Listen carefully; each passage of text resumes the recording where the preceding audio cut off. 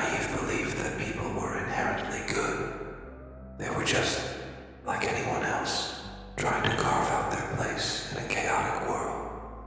The protagonist's early days were marked by hope, though fragile, as they clung to a sense of purpose amidst adversity. Their small apartment, tucked away in a nameless city, bore witness to their quiet struggle. A flickering lamp illuminating books that offered solace. A cracked window letting in cold gusts that reminded them of the battles waiting outside. Each day was a fight against an invisible enemy, a world indifferent to their pain, the betrayal of family, the mockery of so-called friends, the endless rejection. They had endured it all in silence. The protagonists carried their vulnerability like a shield, convincing themselves that resilience meant hiding their scars. But no amount of pretending could hide the toll it was taking. Their eyes, once filled with curiosity and light, now carried the weight of sleepless nights and unanswered prayers. Even so, they were not broken, just bent under the weight of expectations they could never meet. Their job, an endless grind, provided barely enough to scrape by. Co-workers whispered behind their back, calling them too soft or unambitious. The world had them pegged as weak, and the protagonist started to believe it too. Yet, in the deepest recesses of their heart, a tiny ember of defiance glowed. They refused to fully surrender, even as the odds piled against them. The setting was one of relentless hardship, painted in shades of gray. Every corner of their world seemed to echo with a despair. But within this bleakness, a quiet tension built, like the calm before a storm. What no one knew, what even they hadn't realized yet, was that pain wasn't just breaking them. It was shaping them into something extraordinary, something no one would see coming. It began on an ordinary day, in the most unassuming way. There were no ominous warnings, no signs that everything was about to change. The betrayal came swiftly, a knife to the back when they least expected it. The protagonist had placed their faith in people they thought they could trust, a close friend, a partner, or even a mentor, only to have it shattered in a single merciless moment. Perhaps it was a lie reveal, so devastating it left them gasping for air. Maybe it was the cold realization that those they relied on had used them, stripping away their dignity for personal gain. Or it could have been a public humiliation, orchestrated by someone they loved, leaving them exposed and vulnerable before the world. Whatever form it took, the wrongdoing cut deep, tearing through the fragile walls of their hope. The memory of that moment replayed in their mind, like a haunting melody they couldn't escape. The faces of their betrayers were etched into their thoughts, their smug expressions, and dismissive laughter echoing in the silence. "You're nothing," they had said, perhaps not in those exact words, but the meaning was clear. The protagonist was left standing alone, stripped of pride, of trust, and of any sense of security they had built for themselves. What made the wound worse was the finality of it. There was no chance to explain, no opportunity to fight back. The world turned a blind eye to their suffering, treating the betrayal as nothing more than an unfortunate hiccup in the grand scheme of life. But for the protagonist, it was the moment the ground crumbled beneath their feet.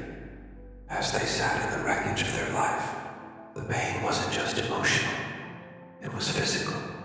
A sharp, unrelenting ache that burrowed into their chest. Yet, amidst the tears and anguish, a new sensation began to creep in. Anger. It wasn't loud or brash, but a quiet fury that whispered to them in the dark. "They'll regret this." The wrongdoing didn't just break them, it set the stage for their transformation. Alone in the silence, the protagonists found themselves spiraling into the depths of their pain. Each tear that fell felt heavier than the last, as though it carried the weight of their entire world. Their mind became a battlefield, plagued by memories of the betrayal, the smug faces of their wrongdoers, and the nagging questions that refused to let them rest. Why me? Why was I the one cast aside? The answers never came, only the echoes of their despair reverberating in the empty room. At first, they blamed themselves. They replayed every moment, every decision, wondering if there was something they could have done differently. Was I too trusting? Too naive? But as the hours stretched into days, something began to shift. Their sorrow gave way to anger, not the fiery, explosive kind, but a quiet, simmering rage that slowly took root. It wasn't fair. It wasn't deserved. And for the first time, they allowed themselves to feel the bitterness they had suppressed for so long. In the dead of night, they would whisper to themselves, "Why should I apologize for the monster I've become?" They weren't the one who had betrayed. They weren't the one who had turned cruelty into a weapon. And yet, they were the one who had been left to pick up the shattered pieces of their life. It was in these moments of reflection that the seeds of transformation were planted. They started to question the world they lived in, a world that rewarded cruelty and punished vulnerability. They thought about the people who had wronged them, the ease with which they had dismissed and discarded them, and with each passing day, the whispers in their mind grew louder, a constant reminder that they had no one left to rely on but themselves. The pain hadn't disappeared. It had merely transformed into something else. It became a fuel, a fire that burned in the pit of their soul. They weren't sure what they would do with it yet, but they knew one thing for certain.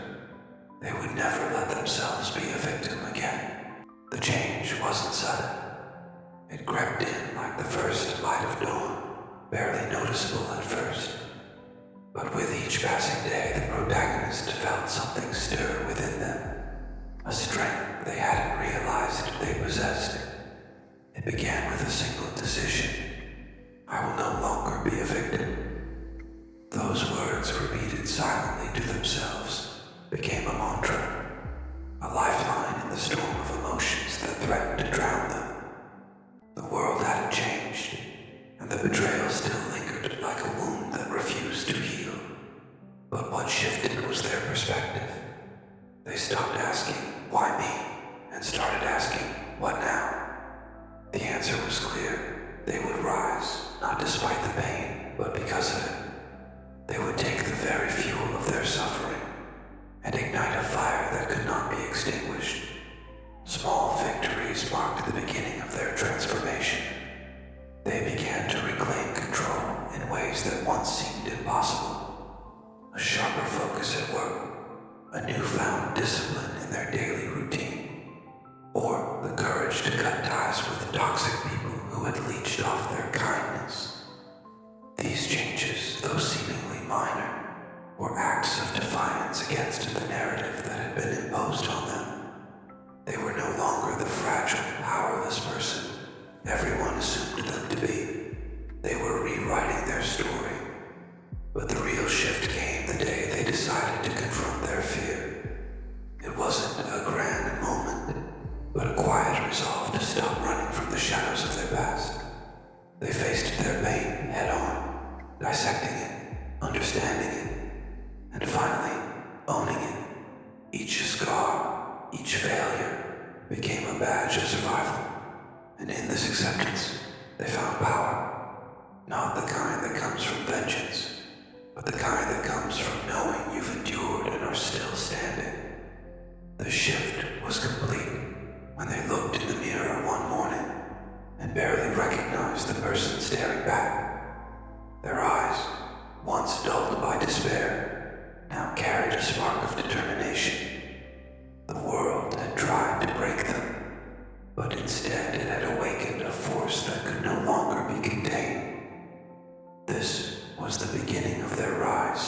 The protagonist's transformation was not a single act, but a relentless series of choices that reshaped them piece by piece.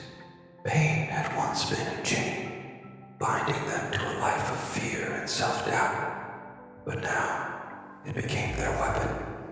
Each step forward was taken with purpose, each action fueled by the memories of betrayal that had once threatened to consume them. They began to cultivate skills they never thought they'd need. Perhaps it was physical training, hours spent sharpening their body into a finely tuned instrument of resilience, or the mastery of a craft that gave them the edge they needed. Books, mentors, late nights spent studying. It didn't matter where the knowledge came from, as long as it brought them closer to their goal. Every lesson, every failure, every drop of sweat was an investment in the new version of themselves. But the transformation wasn't just external. It was within their mind that the most profound change occurred. They no longer flinched at the memories of their pain. Instead, they embraced them. Those memories were no longer wounds. They were armor. They stopped asking for validation from the world that had dismissed them and began validating themselves. Each time they chose to rise rather than fall, their confidence grew. The fire inside them, once dim and smothered, now burned brighter with each passing day. It wasn't an uncontrollable inferno. It was a steady, focused blaze, fueled by discipline and unshakable resolve. They were no longer the fragile figure who had once been cast aside. Now, they were formidable, carrying themselves with a quiet intensity that commanded respect. They moved through the world differently now, each step deliberate, each action calculated. The transformation was not just about power, it was about reclaiming their agency, their identity, and their future. The person they had been was gone, replaced by someone who refused to be ignored or underestimated. Their pain had forged them into something extraordinary, a force of nature born from the ashes of their former self. They weren't just surviving anymore. They were preparing to conquer. The world that had once crushed them would soon come to fear the very strength it had created. With every passing day, the protagonist felt the transformation coursing through them, not just in their actions, but in the very essence of who they were. It was as though their pain had carved new paths in their soul, and along those paths, a fire blazed. This wasn't just physical strength or mental fortitude. It was something deeper, something elemental. They had become the embodiment of resilience. The emotions within them were no longer a chaotic storm, but a controlled burn. The anger that once consumed them had been refined, tempered like steel in a forge. It wasn't destructive, it was purposeful. It fueled their steps, their decisions, their resolve. There was a raw beauty in their transformation, a fierce elegance that had replaced the vulnerability they once wore like a second skin. They often likened their journey to that of a phoenix, rising from the ashes of their former self. But unlike the mythical bird, their rebirth wasn't instant. It was hard-fought. Every scar, every tear, every sleepless night was etched into who they had become. They no longer hid their pain. They carried it openly, unapologetically, as a testament to their survival. Metaphors danced in their mind, shaping the way they saw their own metamorphosis. They were a river, once blocked by debris, now breaking through with unstoppable force. They were the roots of a tree, growing deeper and stronger in the face of the storm. They were a flame, flickering at first, but now roaring with a heat that could not be ignored. And yet, this newfound power was not without its moments of reflection. They felt a mixture of pride and disbelief.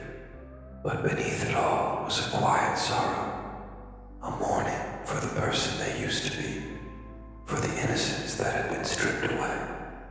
The emotional resonance of their transformation was palpable. They carried themselves with a gravity that drew others in, but few could truly understand what it had taken to become this unyielding force. They don't know your help, they thought to themselves, but they'll know your strength. As the protagonist's transformation unfolded, the antagonist remained oblivious, wrapped in their arrogance and sense of invincibility. They continued their lives, laughing in their gilded cages, basking in the false security that their power had shielded them from the consequences of their actions.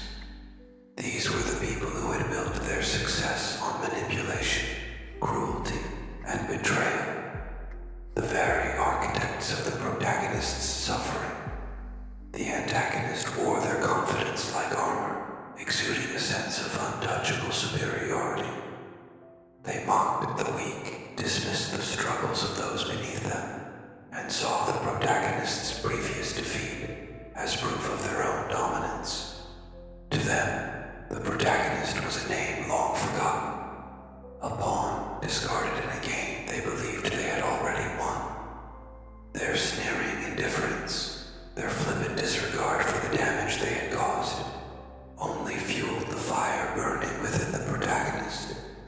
The antagonist wasn't a single figure but a collection of forces. Perhaps a former friend who had sold them out, a lover who had lied, or an authority figure who had crushed them under their heel. Each one played a role in the betrayal.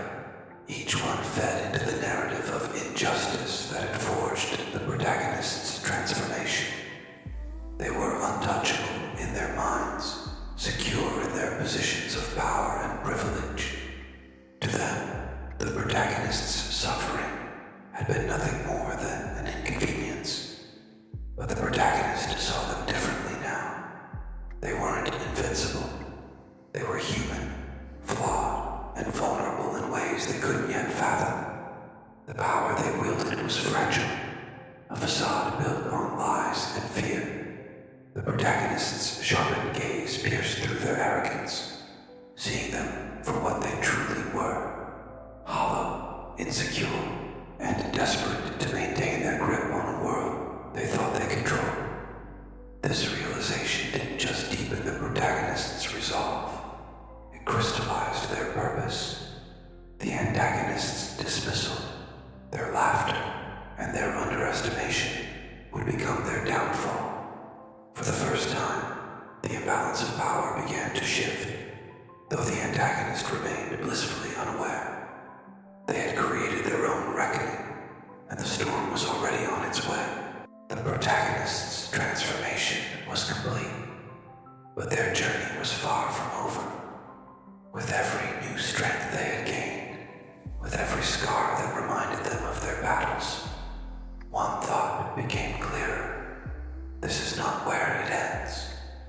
The betrayal that had broken them, the injustice that had once rendered them powerless, now demanded retribution. The call to action was not a whisper, but a roar echoing within their very being. It was time to act. No longer content with mere survival, the protagonist sought to reclaim what had been stolen from them. Dignity, trust, and justice. The memory of the wrongdoers, their smug laughter and dismissive words, fueled a single purpose. Make them see, make them pay. This wasn't revenge for the sake of revenge. It was about balance, about restoring what had been destroyed. The protagonist wanted not just to punish, but to force their enemies to acknowledge the pain they had caused. This call to action was more than personal. It was symbolic. It was a declaration to the world that they were no longer a victim, no longer invisible. They moved with purpose now, their every action deliberate. They gathered information, sharpened their skills further, and built connections where none had existed before. Every step, no matter how small, was a move toward their ultimate goal. But with this newfound resolve came a psychological weight. The path ahead wasn't easy, and the protagonist was acutely aware of the risks. Their enemies were still powerful, still entrenched in their arrogance and control. There would be obstacles, forces that sought to stop them, moments of doubt that threatened to unravel their determination. Yet, each time fear crept in, they reminded themselves of the betrayal, of the person they had once been, and would never be again. The protagonist's journey was no longer about escaping the past, but confronting it head-on. The call to action wasn't just about revenge. It was about proving to themselves and the world that they could rise above the ashes.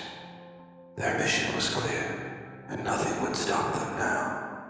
They were ready to reclaim what was rightfully theirs.